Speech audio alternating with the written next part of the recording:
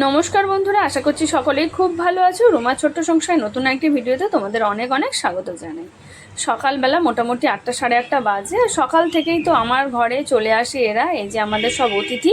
আর তার সাথে আমার মিতুরানি খাঁচায় বসে আছে, কারণ ওই যে ছোট্ট পাখিটা এসছে, সে তো খাঁচা দখল করবে, সেই জন্য।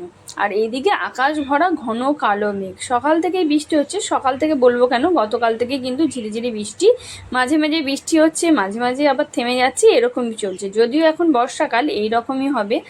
তো সেই জন্যই ঝিরিঝিরি বৃষ্টি মাঝে মাঝে ভালো লাগে, তবে সব সময় বৃষ্টি হলে আবার ভালোও লাগে না। আকাশ ভর্তি ঘন কালো মেঘ দেখে মনে হচ্ছে কবে যে শরৎকাল আসবে। আর এই আকাশ, কালো আকাশের থেকে মানে মেঘের চেয়ে সেই সাদা সাদা পেঁজা তুলোর মতো মেঘ হবে, সেটা দেখবো। তো যাই হোক, সকালবেলা এখন মাম্মামও পড়তে বসে পড়েছে। আর এই যে ছোট্ট পাখিটা যে আসে, ও কিন্তু এখন আস্তে আস্তে না আমাদের সাথে বেশ মিশেই গেছে। কি সুন্দর দেখো, মাম্মাম পড়তে বসেছে আর মাম্মামের চারিপাশে ঘোরে। আবার মাম্মামের মাথায় জানো তো ঠুকরেও দেয়, মাম্মামের ঘাড়ে উঠে। তো মাম্মামও যেহেতু পশু পাখি ভালোবাসে, ওরও ভালো লাগে। এখন দুপুরবেলায় কি কি রান্না করব সেইগুলোই গুছিয়ে নিচ্ছি। গতকাল সজনে শাক এনেছিল, সেইগুলো এখন বেছে নিচ্ছি। এদিকে চাল আমার ধুয়ে ভেজানো হয়ে গেছে। আর আজকে না আমাদের এনেছে ইলিশ মাছ। বর্ষার ইলিশ মাছের টেস্টই তো আলাদা। তবে ইলিশ মাছের না বড্ড বেশি দাম, 1000 টাকা তো মিনিমাম কিলো।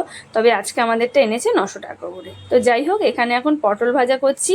আজকে না বেশ কিছুটা পান্তা রয়েছে, গতকালের পান্তা ভাত, সেটাই ভাবছি পটল ভাজা কুমড়ো ভাজা করে ভাতগুলো আমি আর মাম্মাম খেয়ে নেবো। তো এখানে পান্তা ভাতটা রাখা আছে। তার কুমড়োগুলো কেটে নিয়েছি, আগে পটলটা ভেজে নিই, তারপরে কুমড়োটা ভাজবো, তারপরে দুজন মিলে পান্তা ভাতটা খেয়ে নেবো। তো সকালের খাওয়া দাওয়া কমপ্লিট করে নিয়েছি। আজকে পান্তা ভাত খেয়েছিলাম, ভাজা করেছি। তো এখন খাওয়া দাওয়া করে যাচ্ছি ছাদে। বেশ অনেকক্ষণ বৃষ্টি হয়নি, কিন্তু মেঘ করে এসছে আবার, কখন আবার বৃষ্টি চলে আসবে। তো এখন যাব ছাদে, কিছু শাক তুলবো। আর কয়েকটা ঝিঙেও বড় হচ্ছিল, কতটা বড় হয়েছে দেখে আসবো, যদি তোলার মতো হয় তুলবো। আর কলমির শাক তুলবো, অনেক কিছু শাক হয়েছে ছাদে। তো চলো এখন শাক ফাক তুলে নিয়ে আসি, তারপরে না হলে কখন আবার বৃষ্টি চলে আসবে, তখন আর ছাদে গিয়ে তুলতে পারবো না। ছাদে এসে আমার মন খারাপ, ভাবলাম ঝিঙেগুলো তুলবো। আর ঝিঙেগুলো সব হনুমান খেয়ে নিয়েছে, ঢেঁড়সগুলো হনুমান খেয়ে নিয়েছে। কোথা দিয়ে ঢুকেছে আমি বুঝতে পারছিলাম না, কিন্তু এখন দেখতে পাচ্ছি এই যে এখান দিয়ে ঢুকেছে। তোমাদের দেখাই, এখান দিয়ে জাল ছিঁড়ে তারপর ঢুকেছে। তো এই যে এখান দিয়ে হনুমান ঢুকেছে, বুঝেছো, নেটের জাল ছিঁড়ে। এবারের জালটা না খুব বেশি ভালো নয়, টানলেই ছিঁড়ে যাচ্ছে। 1 বছর 1.5 বছর মতো হলো, 1 বছর হয়েছে, তারই মধ্যে জাল ছিঁড়ে যাচ্ছে। এই দেখো কি অবস্থা, দেখেছো। আমার পুরো শখের ঝিঙে, এখানে একটা ঝিঙে ছিল, গাছগুলোকে কি করেছে। আচ্ছা, ওইখানে একটা ঝিঙে ছিল, ওই যে বোটাটা রয়েছে, এই দেখো, দেখেছো। আর এখানে একটা ঝিঙে ছিল, দেখাই, এই যে ঝিঙে সব খেয়ে নিয়েছে, সব খেয়ে নিয়েছে। এই ঝিঙেটা বেশ বড় ছিল, আমি পাতার মধ্যে রেখে গেছিলাম ঢাকা দিয়ে, যেন ওপর দিয়ে দেখা যায়। সব খেয়ে নিয়েছে, কেমন অবস্থা।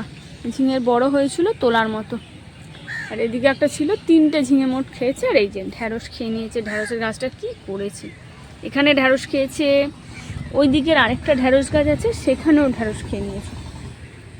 হ্যাঁ, এই দেখো, 3টে ঢ্যাঁড়স ছিল এই গাছে, সব খেয়ে নিয়েছে।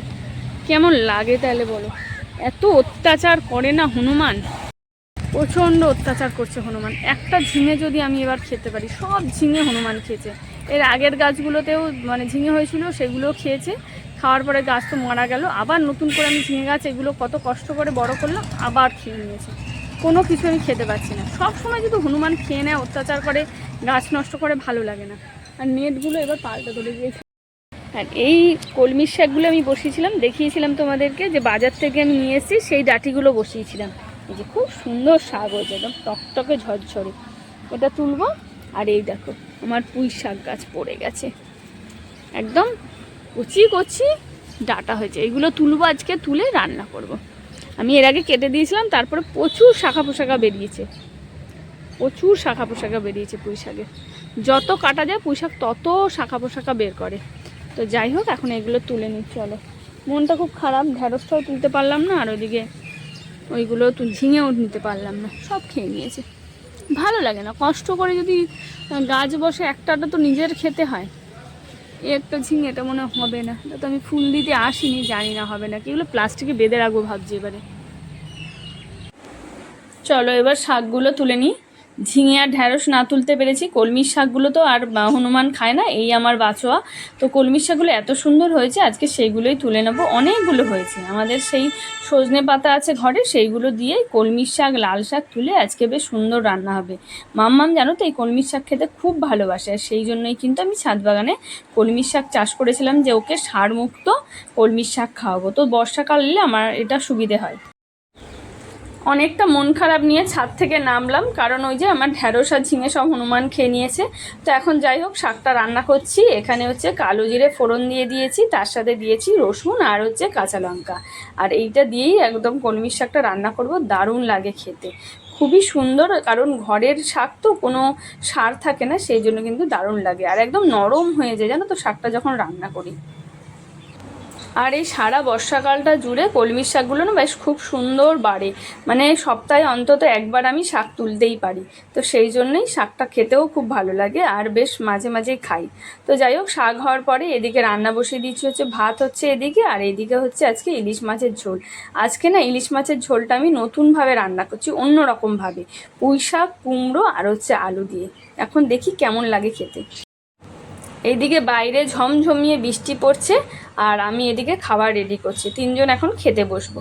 ওই যে বললাম দুপুরবেলায় মানে খাওয়ার জন্য একটা খুব সুন্দর নতুনত্ব আমি ইলিশ মাছের ঝোল রান্না করেছি, সেটাই এখন খাওয়ার জন্য আমি আগ্রহ হয়ে তাড়াতাড়ি করে খাবার রেডি করছি।